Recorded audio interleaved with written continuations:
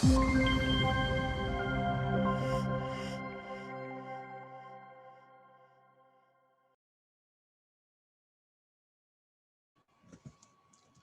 안녕하세요. 네, 오늘 1시간 동안 그 미국 지식재산권에 대해서 강의를 맡은 김지상 변호사입니다. 네, 반갑습니다. 제가 시작하기 전에 잠깐 짧게 저에 대해서 소개를 드리고 시작하겠습니다. 네, 저는 그 한국 기업에서 그 미국 특허 변호사고요. 한국 기업에서 이제 국제 특허 소송 그리고 국제 법무를 담당했습니다. 그래서 오늘 그 참석하시는 분들이 그 한국 기업에서 회사에서 참석하신다고 들었는데요. 그래서 한국 회사 입장에서 이제 미국 지식재산권을 어떻게 대응을 해야 되나 그 관점에서 시작하도록 하겠습니다. 네. 네, 여기 그 파워포인트에 보시듯이 그 지식재산권은 크게 네 가지로 구분할 수 있습니다. 하나는 특허, 하나는 상표, 또 하나는 저작권, 그리고 영업비밀. 네, 특허 같은 경우는 크게 두 가지로 나눠집니다. 하나는 유틸리티 패턴, 그거는 이제 실용신안, 그리고 그 보호 범위는 이제 기능을 보호합니다. 뭐 제품이나 아니면은 그냥 기능, 그리고 권리 기간 한 20년 정도 되고요. 또 하나는 이제 디자인 패턴. 디자인 패턴 같은 경우는 기능을 뺀 제품의 외관 아니면 장식만을 보호합니다. 권리 범위가 약간 작은데요. 보호 기간 한 14년 정도 됩니다.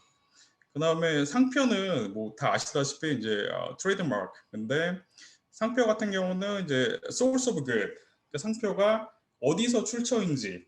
뭐 핸드폰이 여러 개가 있는데 저희가 핸드폰이 비싸게 생겨서 구분을 못하지만 뭐 상표를 딱 보면 노키아 아니면 애플 그냥 아니면 삼성 이렇게 보시면 아시잖아요.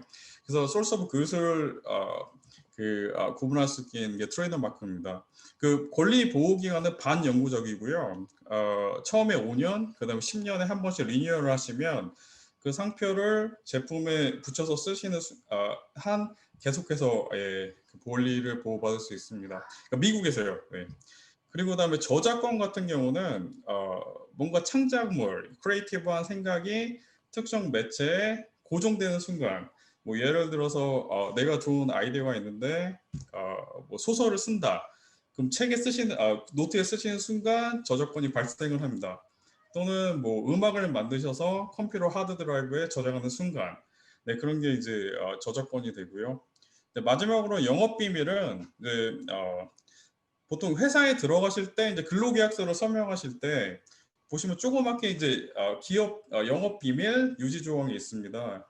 그래서 보통 계약상으로 외부에는 공개되지 않고 그냥 특허나 상표 저작권은 그 퍼블리시가 됩니다. 외부에. 그 이유는 공공에서 어떤 사람이 권리를 가지는데 이 사람의 권리 범위가 이만큼이다. 그걸 알려주기 위해서 공고를 하는데요. 근데 영업 비밀 같은 경우는 공개가 되지 않고 회사만 알고 있는 겁니다. 그래서 제일 유명한 게 이제 코카콜라, 그 포뮬러 같은 경우는 회사에서만 알고 특허나 그런 걸 보호되지 않고 그래서 회사 안에서 계약적으로 보호되는 게 이제 영업 비밀로 이렇게 됩니다. 네. 다음은 이제 그 얘인데요. 그 옆에 보시면 이제 노키아 핸드폰이 있습니다. 그래서 이제 미국에 처음에 진출하시게 되면 새로운 제품을 이렇게 뭐 가지고 들어오시게 되면 그 네 가지 그 지적재산권이 항상 같이 있다고 생각하시면 됩니다. 이건 핸드폰뿐만 아니라 아무리 단순한 개발품이라도 같이 따라다니는 건데요. 노키아 옆에 핸드폰이 있는데 이제 특허 같은 경우는 뭐 예를 들어서 노키아 안에 이제 데이터 운영 방법, 펑션, 반대쪽 회로 펑션, 회로들이 어떻게 커뮤니케이션 하는지, 아니면 뭐 제품의 소재. 오늘 화장품 쪽 그 회사분들이 많으신 건데 화장품이 어떻게 하면 더 좋게 포뮬라를 섞으시잖아요. 그것도 그 실용신 그 유틸리티 패턴을 보호가 되고요. 그래서 노키아 핸드폰 같은 경우는 그 플라스틱을 어떤 재료로 만들었을 때 더 부드럽고 강한지 이런 게뭐 특허로 실용 신호를 보호를 받습니다. 그 디자인 패턴 같은 경우는 이제 전체적인 모양, 그 버튼 배열, 이제 외관을 보호받고요. 상표는 이제 노키아라고 써 있잖아요 왼쪽 위에. 그래서 상표 핸드폰이 많지만 이제 애플, 뭐 삼성 구분할 수 있게 우리가 노키아 핸드폰이구나 뽑을 수 있게 그런 구분하는 역할을 합니다. 그 저작권 같은 경우는 이제 카피라이트 같은 경우는 여기 설명서 노키아 핸드폰에 포함된 설명서 쓰시는 분이 뭔가 창의력의 생각으로 소비자가 더 보기 좋게 만들었다 하면 이제 카피라이트 보호가 되고요. 노키아만의 이제 링톤 뭐 음악적으로 이거를 램이나 하드 드라이브에 저장되는 순간 이제 카피라이트 반영이 됩니다. 또 영업 비율 같은 경우는 이 특허 상표 저작권의 보호가 안 되고 그러니까 하지 않고 회사 안에 노키아만의 노하우 예를 들어서 우리 핸드폰은 저 잘 터진다 시그널을 더 잘 받는다 아니면 지금 폴더블 폰인데요 더 이렇게 부드럽게 뭐 접혔다 펴졌다 한다 이런 노하우를 외부에 공개하지 않고 회사 내부 사람들마다 계약적으로 이렇게 비밀을 유지하는 그렇게 됩니다. 그래서 이거를 설명드리는 거는 그 미국에 처음에 제품을 출시하시게 되면 만약에 지적재산권에 문제가 생긴다면 4개 중에 하나가 될 수가 있다. 그래서 이거를 설명드리기 위해서 보여드렸습니다.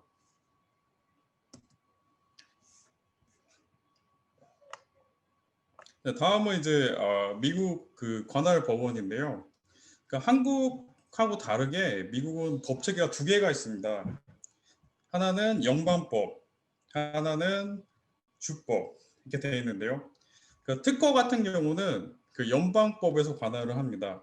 그래서 주법원에서는 특허 분쟁을 다루지 않고요. 연방법원에서 하는데 크게는 이제 연방법원, ITC 아니면 이제 USPTO, PTAB이라고 하는데요.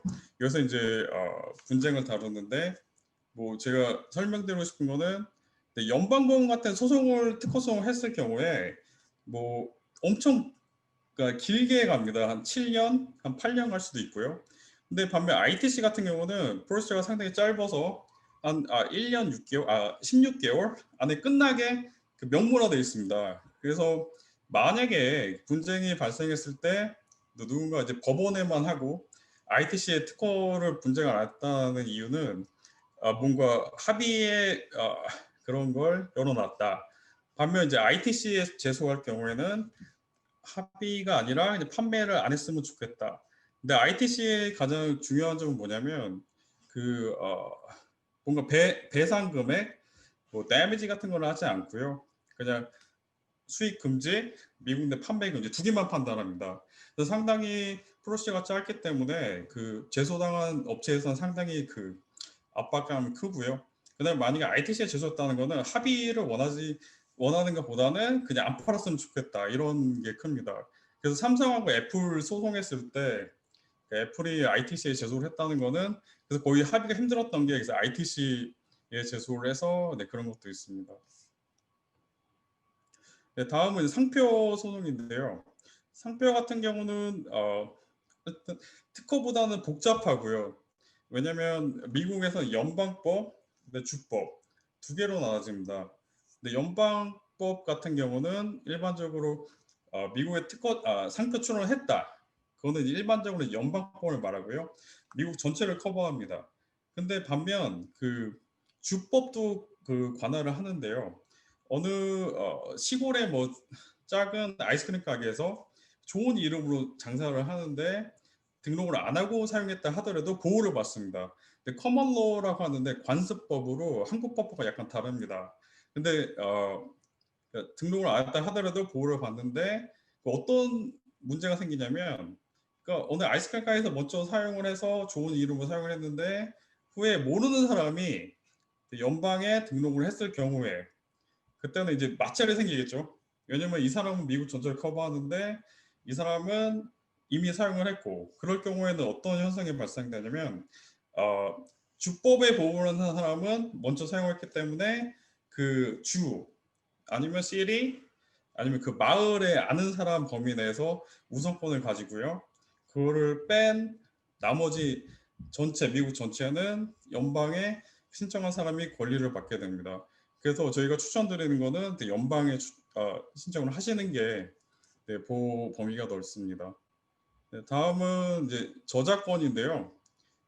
저작권 같은 경우는 그 WTO 국가 한 164개국 정도 되는데 거기에 이제 트립스라는 지적재산권 그 조약이 있습니다. 그렇기 때문에 그 나라끼리의 조약이기 때문에 보통 연방 법원에서 저작권을 다루게 됩니다. 주법원에서는 카피라이트를 다루는 거는 거의 드뭅니다. 그리고 트레이드 시크릿 같은 경우는 영업 비밀 같은 경우는 보통 이제 연방법원, 주법원 둘 다 갈 수 있고요. 네, 발생하는 이유는 보통 계약 위반, breach of contract, 그 회사분이 회사에 있는데 나가서 다른 데 뭐 얘기를 했다. breach of contract, 계약 위반했다. 근로계약 위반했다. 그래서 주법원 아니면 연방법원 갈 수 있고요. 아니면 뭐 다른 모르는 사람이 다른 경쟁업체가 우리의 뭐 트레이드 시크를 훔쳤다. 그거는 이제 unfair competition 해가지고 주법원, 연방법원 이렇게 갈 수 있습니다. 네.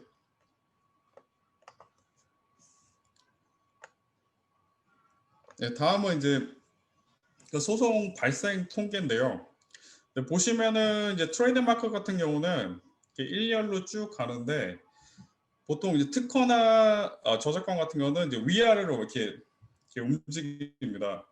근데 그 이유는 뭐 저도 잘 추측하기로는 그 경제 상황에 따라서 경제가 미국 경제가 좋을 때는 특허성이 좀 많고 미국 경제가 좀 다운됐을 때는 카피라이트가 많고 그 이유는 이제 특허 같은 경우는 그 분석을 하기가 쉽지가 않습니다. 분석하려면 특허 변호사가 필요하고 비용이 발생하기 때문에 좀 경제가 좋을 때는 이제 특허성이 많고 반면 카피라이트 같은 경우는 분석이 생각보다 뭐 어렵지 않습니다. 왜냐하면 누가 내 사진을 카피했다 아니면 뭔가 내 소설을 베꼈다 그냥 보면 알 수 있기 때문에 경제 상황이 좀 안 좋을 때는 뭐 이렇게 좀 카피라이트 소송이 많다 뭐 이렇게 보여지는 것 같습니다. 네.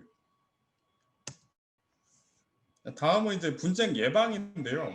뭐 여기는 특허 분쟁 예방 썼지만 사실 상표도 마찬가지입니다. 뭔가 개발을 하실 때 이제 미국 시장에 들어오기 전에 제일 중요하신 게 그러니까 특허 설치를 해보시는 게 좋습니다. 뭐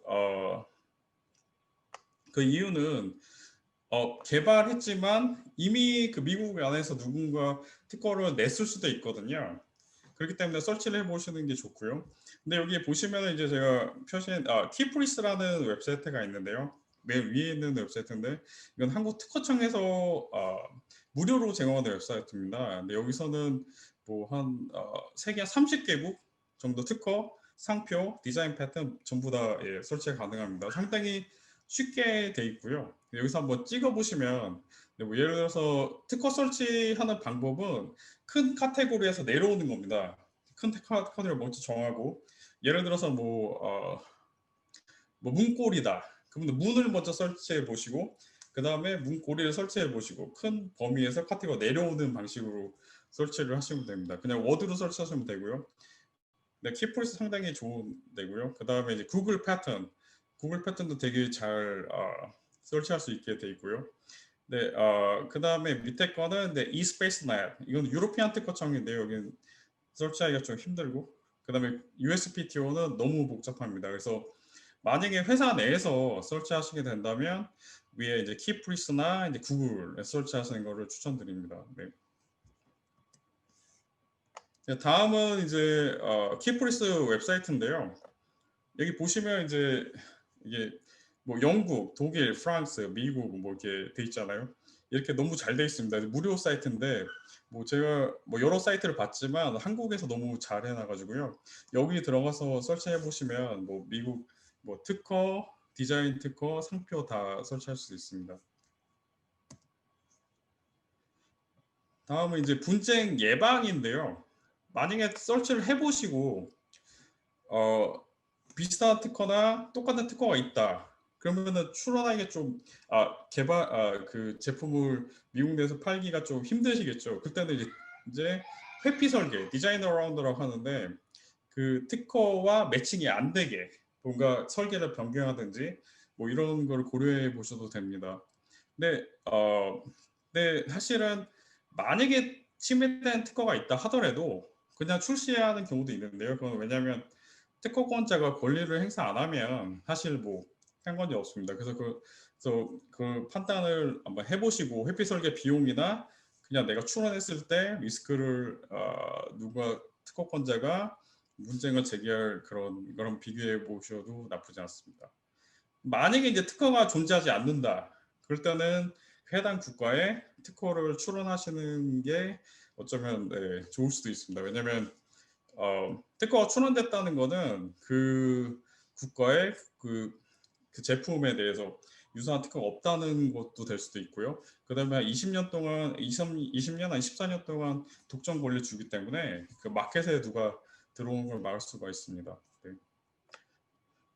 근데 여기서 제일 중요한 거는 그 제품을 파실 때 직접 만드신 분은 별로 없을 거예요. 티어 1 업체라고 해서 이제 한국의 부품 공급 계약서 통해서 이제 납품 업체들이 있을 거예요.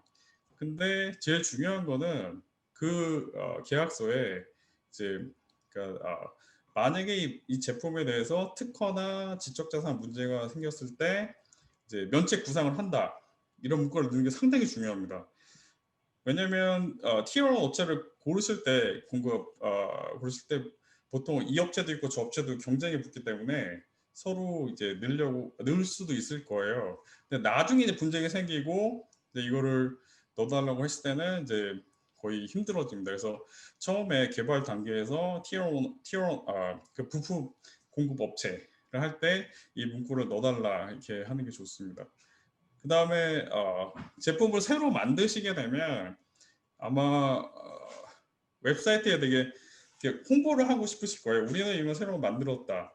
근데 이게 미국 내에서는 별로 추천을 안 드리는 게 그 미국에는 이제 NP라고 해가지고 Patent Troll 해가지고 특허 괴물들이 많습니다. 근데 그거는 뭐냐면 제품은 팔지 않고 특허를 싼 값에 매입을 해서 리스트를 가지고 있고 미국에 진출하는 회사 웹사이트에 가서 보면서 이제 비슷한 제품이 있으면 경고장을 보내고 예콩장을 보내고 뭔가 돈을 요구합니다. 그래서 홈페이지 같은데 새로운 진출하는 뭐 제품이 있으면 되도록이면은 네, 홍보를 안 하시는 것도 한 가지 네, 방법입니다. 네.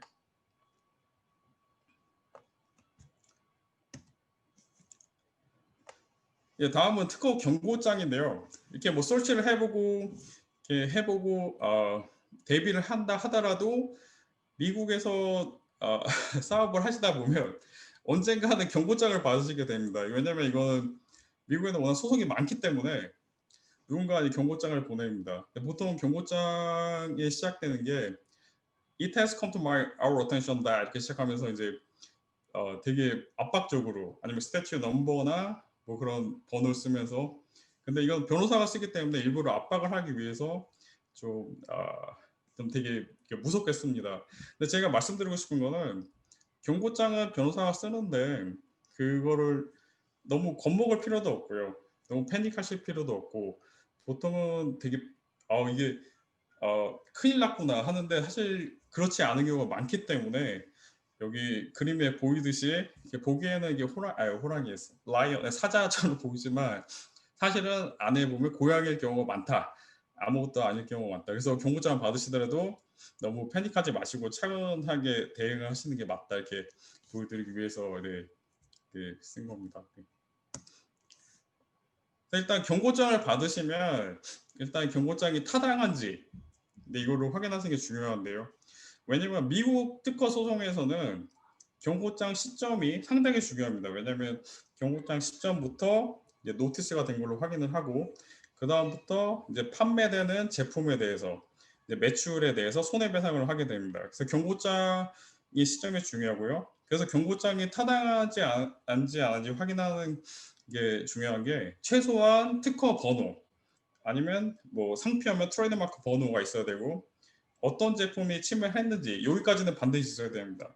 근데 만약에 특허 번호가 없고 상표 어떤 제품인지 없다. 그럼 경고장으로서 타당하지 않기 때문에 그 손해배상 시점이 달라질 수가 있습니다. 그래서 확인하는 게 상당히 중요하고요.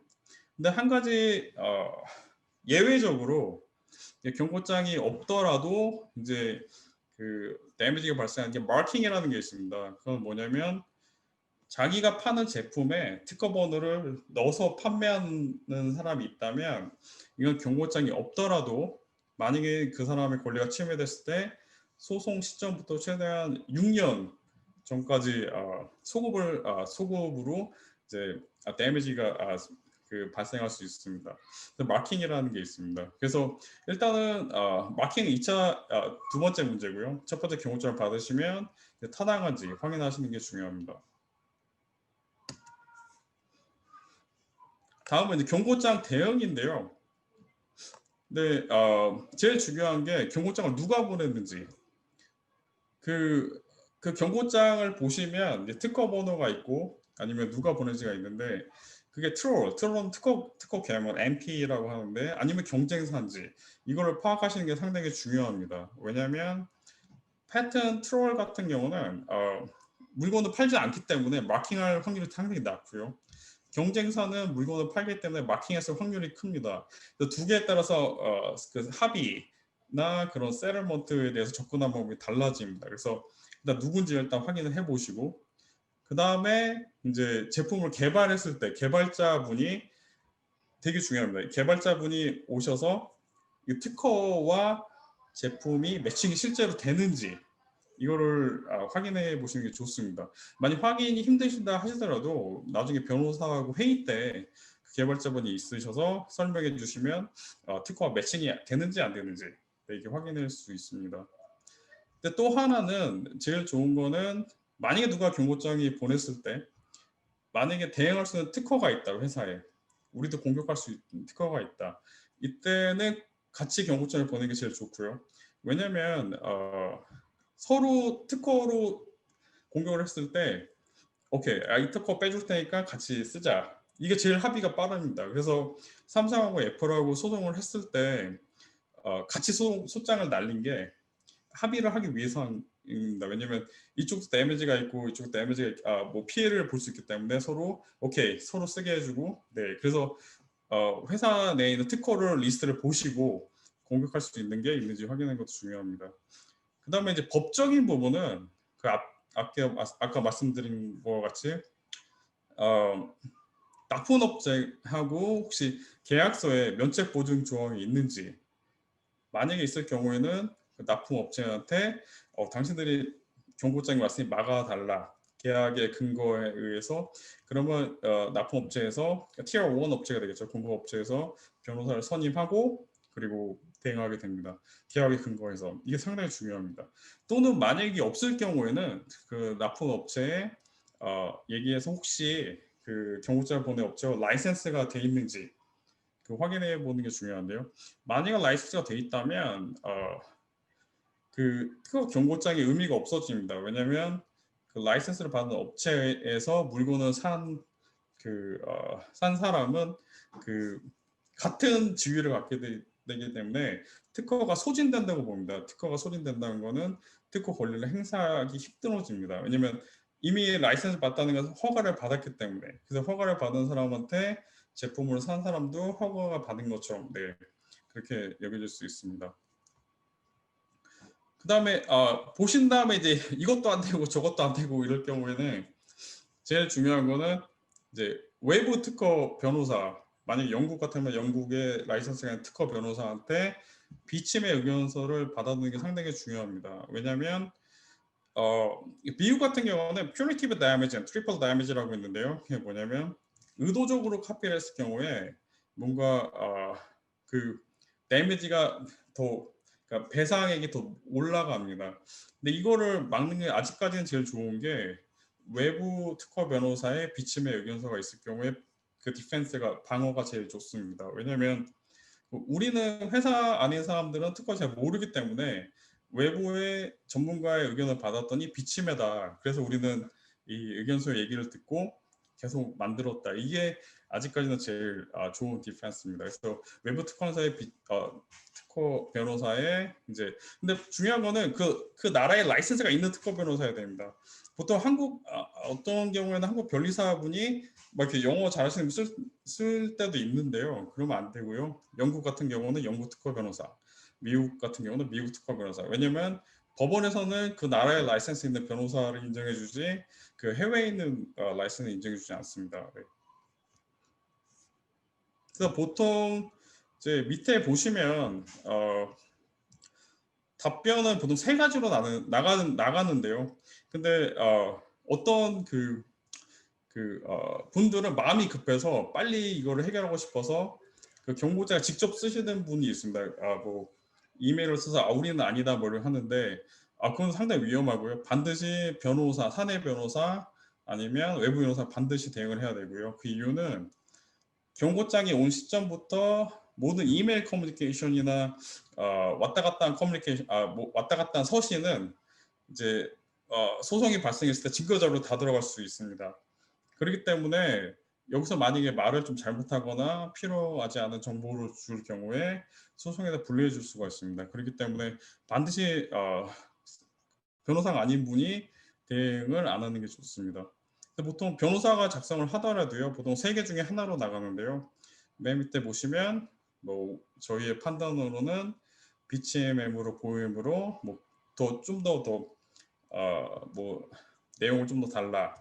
아니면 뭐 이 특허 청구항에 우리 제품은 특정 요소를 포함하지 않기 때문에 뭐 비침해다. 아니면 이것도 아니고 저것도 아니면 우리가 봤을 때는 그 특허 자체가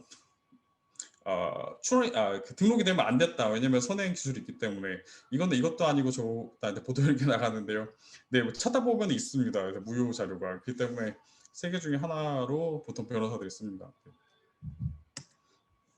네, 다음은 이제 특허 명세서인데요. 뭐 제가 분석하는 걸 특허 분석을 짧게 말씀드리겠습니다. 보시면은 특허 명세서 처음 앞에 보시면 되게 복잡하거든요. 보시면 이제 뭐 번호도 있고 뭐 이름도 있고 근데 이거 다 스킵하시고요. 맨 뒤로 가시면 이제 What is claimed is 이렇게 시작한 데가 있습니다. 보시면 이제 1번, 2번, 3번 이렇게 나가는데요. 특허 청구항 맨 뒤만 보시면 되고요. 일단은 회사 측에서는 왜냐면 나머지는 변호사가 보입니다. 근데 보시면 이제 청구항이 크게 독립항, 종속항으로 나눠집니다. 근데 독립항이라는 거는 그러니까 특허의 핵심 그 청구항. 그렇기 때문에 어떤 특허 명세서나 세 개를 넘는 경우가 없습니다. 그래서 독립항이 비침해면 그 종속항도 비침해입니다. 그렇기 때문에 독립항들만 일단 분석하시면 됩니다. 여기서는 1번이 일반적으로 독립항인데요. 1번을 보시면 이제 한 단락, 한 칸대에서 한 단락, 세미콜론으로 되어 있는데 보통 한 단락이 이제 한 구성 요소 이렇게 생각하시면 됩니다. 보면 세미칼론 돼 있고 한 단락 띄고 일반적으로 저희가 특허 변호사 출원을 할 때 이제 특허청 심사관들이 보기 좋게 한 단락씩 합니다. 그래서 특허가 돼서도 이렇게 나옵니다. 한 단락이 한 구성 요소다 이렇게 일반적으로 생각하시면 됩니다. 다음은 이제 분석인데요. 보시면 이제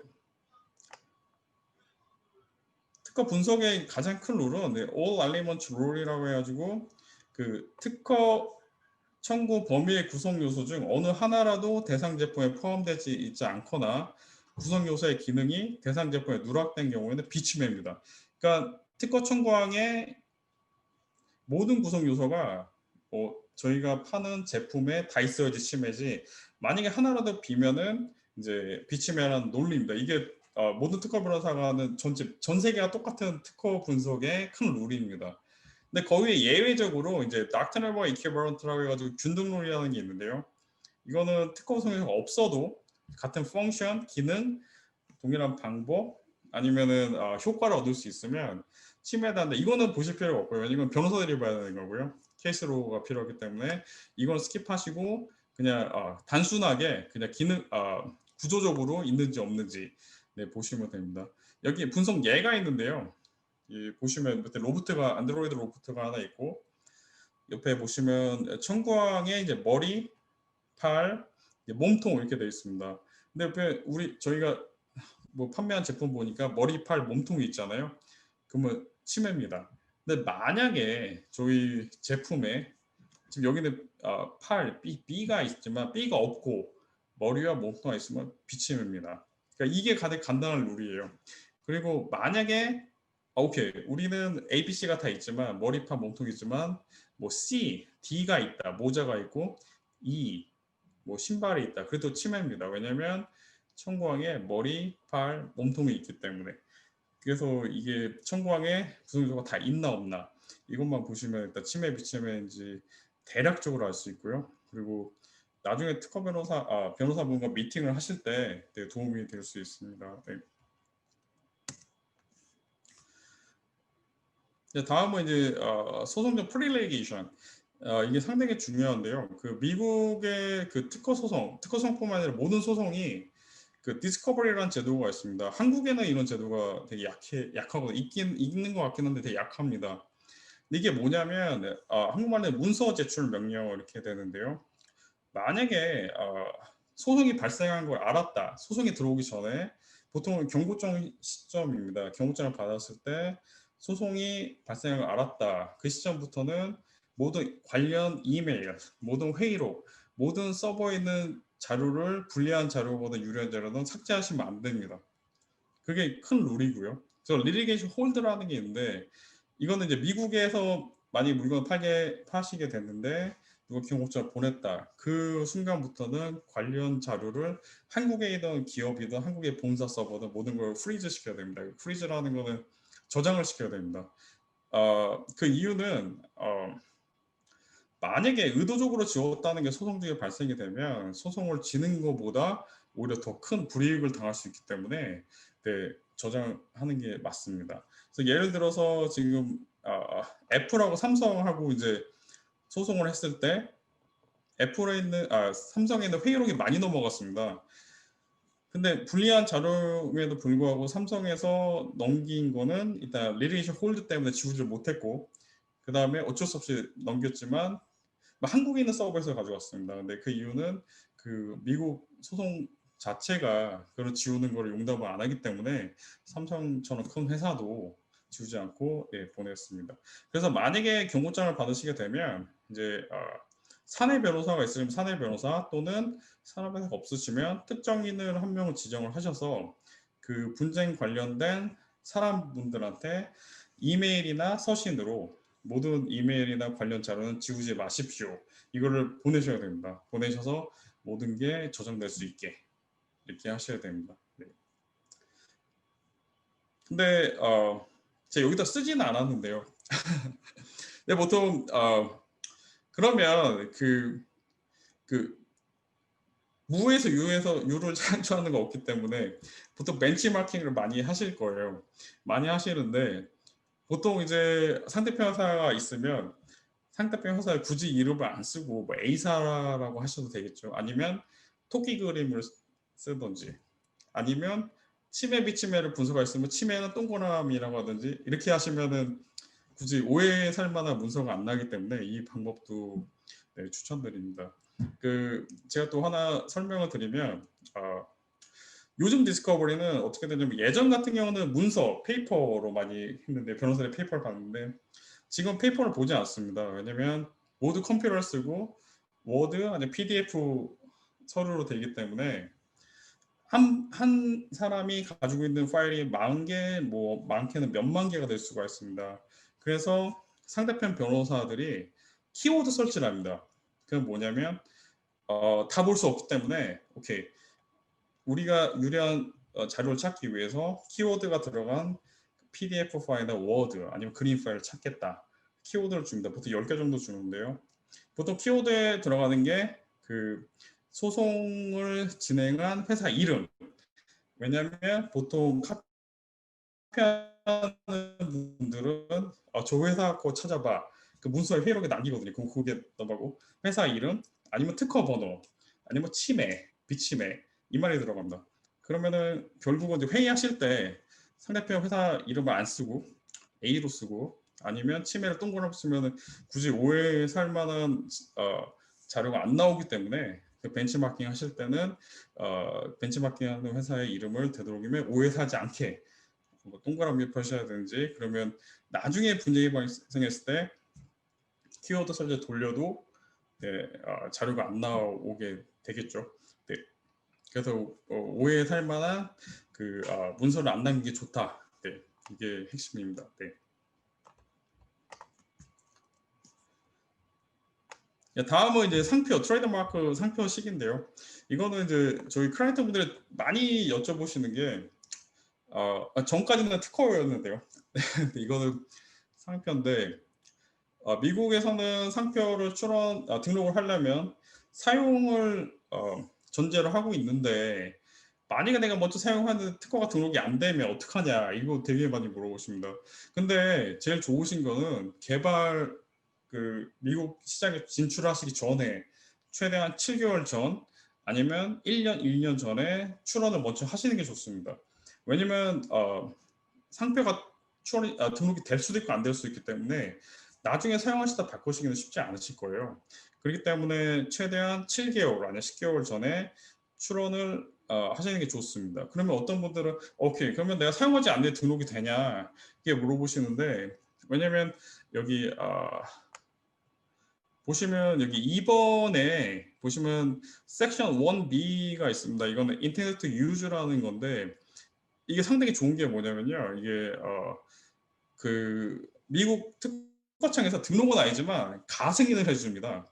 가승인이라는 거는 등록해주겠다는 겁니다. 그렇기 때문에 상표를 출원하시고 나서 등록이 되는지 안 되는지 알 수가 있습니다. 그리고 나서 이제 제품이 출시했을 때 같이 사용증을 내고 할 수가 있습니다.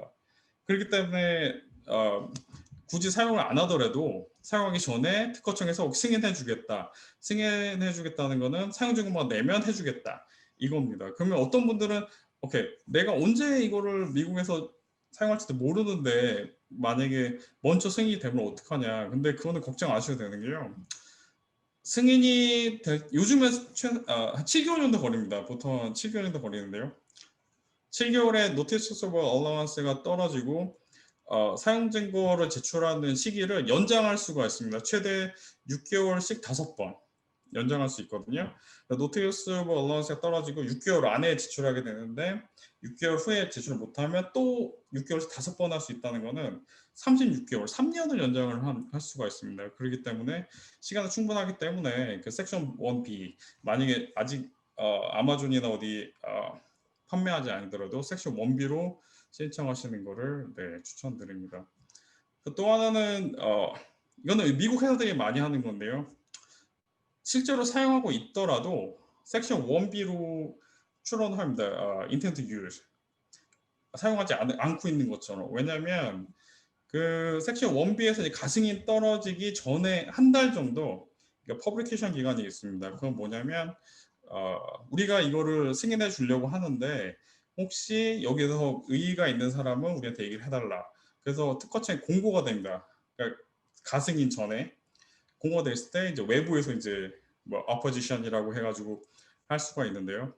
만약에 이거를 1A 사용 증거를 있는 걸로 해서 냈을 경우랑 사용하지 않지만 의사가 있다는 걸 했을 거나 차이가 엄청 큽니다. 왜냐면 상표도 NP들이 존재합니다. 파턴트 트롤처럼. 그 사람들이 이 사람은 그냥 냈구나. 그러면 내가 어포지션 해도 받을 게 없네. 1B로 했을 경우에 의사하기 때문에. 근데 1A 사용하고 있다고 냈을 경우에도 뭔가 사용했기 때문에 로열티를 받을 수 있겠구나. 그럼 공격을 더 많이 하겠죠. 그래서 전략적으로 미국 회사 같은 경우는 사용하고 있다 하더라도 1B로 외부에 노출하지 않고 승인되는 걸 보려고 1B로 하는 업체들도 있습니다. 그 다음에 이제 3번 같은 경우는 이제 한국에 등록이 돼 있으신 분들, 이분들은 이제 442로 할 수 있고요. 이게 좋은 건 뭐냐면 약간 가격은 좀 비싼데요. 등록된 서티피케이트, 한국의 서티피케이트를 미국 특허청에 내면 사용증을 안 내더라도 승인을 해줍니다. 네. 그래서 5년 뒤에 사용증을 내면 되고요. 근데 밑에 이제 44D 4번 같은 경우는 출원을 하고 나서 한국에 출원하고 6개월 안에 미국에 출원하시게 되면 그 한국의 출원 날짜로 우선권 그 날짜로 같이 맞춰줍니다. 근데 44D로 했다 하더라도 결국은 등록증을 나중에 내야 됩니다. 근데 만약에 이건 약간 조심하셔야 될 게 한국계 만약에 등록이 안 되면 미국도 안 됩니다. 네. 근데 가격이 지금 다 봤을 때 1번, 2번이 싸고요. 3, 4번은 좀 비쌉니다. 그래서 한번 전략적으로 생각해 보시는 것도 네, 나쁘지 않습니다.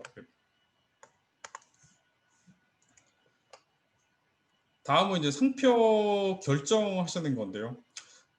보통 클라이언트 분들이 어떤 상표를 하는 게 좋냐.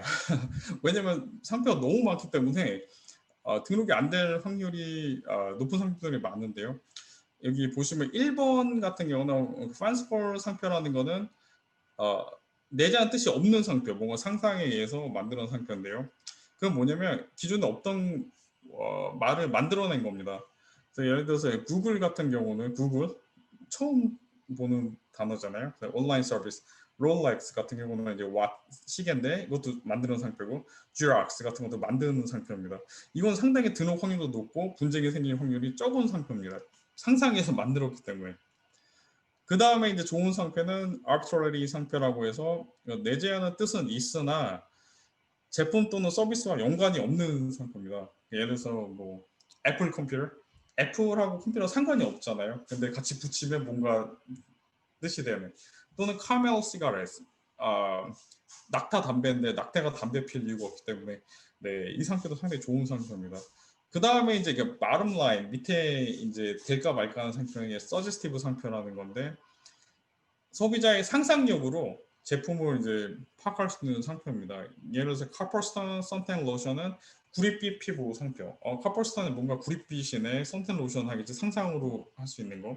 아니면 에어버스는 에어플레인스, 뭐냐, 하늘을 나르는 버스, 비행기구나, 항공사이구나. 아니면 넷플릭스 같은 경우는 내시 인터넷이나 뭐 스트리밍 서비스겠구나, 인터넷. 네, 이렇게 하시는 상상을 요구하는 상표. 이게 바람 라인인데요. 요거까지는 이제 등록이 어느 정도 가능하다 볼 수 있고요. 등록이 안 되는 상표들은 디스크리티브 상표, 뭐 퀵 드라이 헤어 드라이브스, 상상이 필요 없어도 제품을 묘사하는 그런 이름들은 등록이 되기 힘듭니다. 퀵 드라이 헤어 드라이브스, 아니면 스피드 레이싱 카, 콜드 앤 크리미 아이스크림, 이건 차갑고 부드러운 아이스크림. 이렇게 뭔가 상상 안 해도 이건 아이스크림 단어구나, 이런 거는 등록되기 힘듭니다. 그 다음에 더 등록되기 힘든 거는 generic, 뭐 clock, 이거는 시계인데 뭐 시계 파는 분이 오케이 나는 내 상표를 와치로 내겠다, 그러면은 다른 시계 파는 분들이 못 팔게 되잖아요, 와치라는 거를. 그래서 너무 권리가 넘는 거를 generic, 이거는 일반적인 제품을 지칭으로 간주될 수 있는 일반적인 명칭, 이런 상표들은 되게 힘듭니다. 뭐 fruits, vegetable, 야채 가게 분이 야채로 낸다면 못하겠죠. 이런 거는 힘든 겁니다. 네. 다음은 이제 뭐 특허 검색처럼 상표 검색인데요. 이건 제가 짧게 알려드리면 키프리스에서 상표 검색을 하셔도 되는데, 더 좋은 거는 USP2의 테스트라는 게 있습니다. 트레이드마크 일렉트로닉 서치 시스템이라고 해가지고 되게 간단하게 돼 있고요. 특허와 다르게 여기서 직접 설치하는 게 좋으시고요. 제가 설치하는 방법을 알려드리면 뭐 샘성 일렉트로닉스 그돼 있으면은 샘성만 설치를 하는 겁니다. 왜냐하면 일렉트로닉스는 제네릭 텀이기 때문에 그 특허청 심사관들이 무시해 버립니다. 이건 디스크레임 해야 되는 텀이기 때문에. 그래서 어떤 분들은 그 샘성 일렉트로닉스가 없네, 근데 이게 아닙니다. 일렉트로닉스 빼고 샘성만 넣으셔서 설치를, 핵심 단어만 넣으셔서 네, 설치하는 게 중요합니다. 아니면 샘성도 분해해서 샘하고 성 할 수도 있고요. 그런 식으로 분해해서 설치를 해보는 게 좋고요. 그래서 만약 샘성 일렉트록스 했을 때 없을 수도 있는데 샘성만 하면 여러 개가 나올 수도 있습니다. 근데 만약에 나와서 등록이 안 돼 있거나, 그건 아닙니다. 또 트레이드마크 같은 경우는 인터내셔널 클래스로 나눠지는데요. 뭐 U라고 하는데 보통 1에서 45개로 나눠집니다. 그거는 이제 그 상표 같은 경우는 그 제품에 연관이 되기 때문에, 만약에 같은 상표라도 이 제품과 이 제품의 소비자의 혼돈이 없는 상표라면 등록을 해줍니다. 여기 예를 보시면 어센드라는 상표가 있는데요. 두 개 다 어센드지만 등록이 되어 있습니다. 왜냐하면 한 어센드는 이제 온라인 뭐 잡지책, 신문을 하는 제품이고, 한 어센드는 이제 뭐 고기나 스낵 그런 푸드 파는 서비스이기 때문에 소비자의 혼돈은 없기 때문에 두 개 다 등록해 줬습니다. 그래서 샘성을 쳐보시고 핵심 단어를 쳐보시고 같은 게 나왔다 하더라도 그 제품 판매하는 제품을 확인해 보시고 우리 거랑 거리가 멀다 하면 등록될 확률이 있다고 보시면 됩니다. 근데 여기서 이제 소비자분들이 클라이언트분한테 헷갈리시는 게 오케이 그럼 클래스가 다르면 되는 거 아니야? 그렇지 않습니다. 클래스는 단지 트레이드마크에서는 상표에서는 클래스는 그냥 편의에 의해서 제품으로 나누는 뿐이지 클래스가 다르는 기준은 전혀 상관이 없습니다. 제품의 혼돈성을 봅니다. 예를 들어서 일렉트로닉스인데 어떤 분이 가전제품을 파는 클래스가 있고 어떤 분은 헤어 클래스인데 클래스가 다릅니다. 하지만 뭐 헤어 드라이어나 뭐 이런 가전제품 비슷한 게 있으면 근데 거기서 보면은 소비자 혼돈이 있을 수 있기 때문에 클래스는 다르지만 같은 가전제품 그래서 같은 상표를 출원하게 되면 거절될 확률이 높습니다. 근데 지금 요 위에까지는 이제 등록 확률을 본 거고요. 이제 더 중요한 거는 등록을 하지 않았더라 하더라도 등록 안 하고 사용하시는 분들이 있기 때문에 그 커먼 로, 스테일 로가 있기 때문에 구글에서 찍어 보시는 것도 상당히 중요합니다. 구글에서 찍어 보시고 만약에 이제 동일한 상표가 없다 그러면은 등록 가능성도 있고 분쟁할 확률도 낮다 이렇게 두 군데 설치하는 걸 추천드립니다. 지금 여기 보이시는 거는 그 텍사스 그 미국 특허청 상표 설치하는 데인데요. 보시면 맨 위에 그냥 구글에서 그냥 USPTO 텍스 치시면 딱 들어갑니다. 그래서 보시면 베이직 워드 설치 1번 맨 위에 거 누르시고요. 그 다음에 이제 설치 텀 샘상 누르시고 서밋 버튼 누르시면 이제 쫙 나옵니다. 상당히 간단합니다. 이렇게 해서 설치해 보시고 한번 하나씩 눌러 보시고 하시면 대략적으로 그 설치가 가능하십니다. 다음은 이제 뭐 이거 되게 많이 질문하시는 건데 TM하고 R이 뭐가 다르냐? 근데 이제 동그라미 R은 그 registered 약자이기 때문에 그 USPTO 특허청에 등록이 되고 나서만 쓸 수 있습니다. 그 전에는 이제 TM 그 트레이드 마크 같은 경우는 제품에 붙여 쓰는 상표, 서비스 마크 같은 경우는 서비스, 뭐 레스토랑이나 아니면 뭐 온라인 마케팅 서비스나 서비스 마크 그렇기 때문에 TM하고 SM은 등록하기 전에 쓰시는 거고요. 나중에 등록이 된 후에 R을 쓰셔야 됩니다. 등록 전에 R을 쓰시면 안 됩니다. 네. 요즘에 제일 그 핫한 이제 아마존인데요. 제일 질문 많이 하시는데 아마존이 좋은 게 뭐냐면 워낙 셀러들이 많기 때문에 만약에 이제 미국에 진출하셔서 직접 할 수도 있지만 아마존에 들어가신다고 한다면 만약 인기가 있다면 카피가 금방 이루어집니다. 그렇기 때문에 아마존에서는 엄청나게 브랜드 레지스트리에다 신경을 쓰고요. 만약에 똑같은 상표를 카피했다면 블락을 시켜줄 수 있습니다. 근데 이제 아마존 등록 요구 사항이 있는데요. 하나는 상표 등록이 필요합니다. 상표를 USPTO에 등록이 되고 상표 번호를 아마존 측에 주고 그 다음에 이 동일한 상표가 이제 우리 제품 뭐 류가 되겠죠. 그 상표 등록하실 때 어떤 클래스 어떤 제품을 팔고 있다에 포장에 나타나야 됩니다. 두 개가 충족되면 그 아마존 브랜드 레지스트리 하실 수 있고 제3자가 카피했을 때 아마존 곧바로 처리를 해줍니다. 그 다음에 이제 아마존 IP 뭐 인프리지먼트 침해 리포트라고 게 있습니다. 이거 되게 잘 돼 있고요. 상표는 등록했으면 상표는 할 수도 있고 특허는 등록 안 하더라도 특허 뭐 일단 디자인 패턴이 많은데요. 디자인 패턴 번호가 있으면 보통 그 ASIN이라고 해가지고 아마존 스탠다드 그 넘버가 있습니다. ASIN 넘버라고 하는데 그 넘버를 상대 카피한 사람의 그 넘버를 알고 계시면 그 디자인 특허 넘버를 넣고 그 번호를 넣으면 그 사람들이 매칭을 해보고 그것도 처리해 줍니다. 네, 그 특허 번호 필요하고요. 근데 저작권 같은 경우는 보통 저희 클라이언트 분들 보니까 외부 업체에 맞춰 사진을 되게 멋있게 찍으세요. 왜냐면 손님들이 아마존 리스트에 들어와서 그 광고 사진 아니면은 설명 사진을 보고 고르는데요. 보면은 그 사진도 카피를 되게 많이 합니다. 근데 카피라이트 같은 경우는 등록하시면은 좋습니다. 근데 막 등록번호 없다 하시더라도 그 ASIN 넘버, 아마존 스탠다드 넘버를 치고 들어가셔서 카피라이트를 딱 누르시면 그쪽에서 포스팅한 그 사진들이 딱 뜹니다. 그럼 그걸 딱 찍으시면 카피라이트 우리 걸 베꼈다 하시면 아마존 처리를 해줍니다. 그래서 카피라이트 하나 말씀드리고 싶은 건 뭐냐면 등록이 필요 없습니다. 사실은 등록이 없어도 WTO의 TRIPS라는 국제조약으로 권리가 생기는데요. 등록을 하면 좋으신 점은 뭐냐면 미국에서 카피라이트 소송을 하시려면 등록을 전제로 하고 있습니다. 등록번호를 요구합니다. 그래서 등록번호 필요하고요. 만약에 등록번호가 없으시다 하더라도 특허 소송을 먼저 하시고 나중에 등록번호를 제출하셔도 괜찮습니다. 그거는 네 나중에 근데 등록하시는 게 일단은 하실 수 있으시면 하는 게 나쁘지 않습니다.